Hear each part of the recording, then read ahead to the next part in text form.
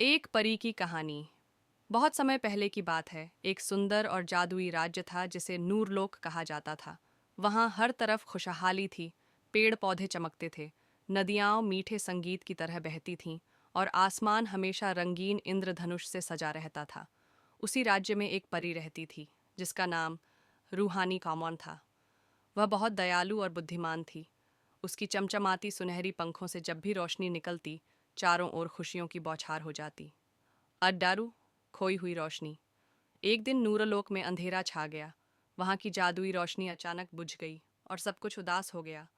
नूरलोक के राजा और रानी बहुत चिंतित हुए। उन्होंने सभी परियों को बुलाया, लेकिन कोई भी यह समझ नहीं पा रहा था कि यह कैसे हुआ। रूहानी ने ठान लिया कि वह इस रहस्य का पता लगाएगी।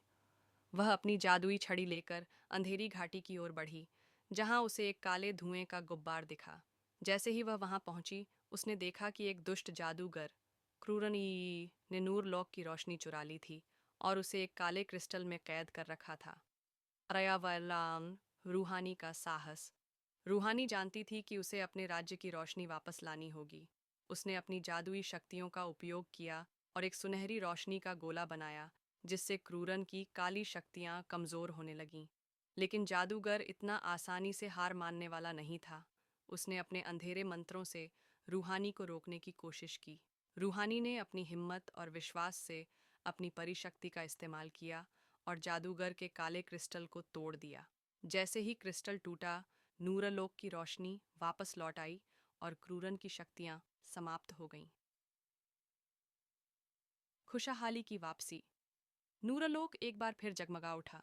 राजा और रानी ने रूहानी को नूरलोक की सबसे बहादुर परी घोषित किया।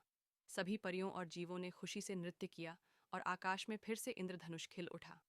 तब से रूहानी नूरलोक की रक्षक बन गई। और यह कहानी हमें सिखाती है कि सच्चे साहस, दया और विश्वास से हर अंधकार को हराया जा सकता है।